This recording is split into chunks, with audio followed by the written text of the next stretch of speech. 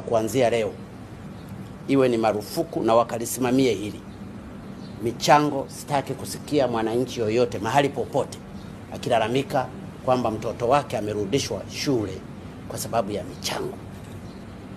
Na walimu wote mahali pote walipo wasishike mchango wote wa mwanafunzi, uwe wa maabara, uwe wa madawati, uwe wa nani, wasishike mchango kutoka kwa mwanafunzi.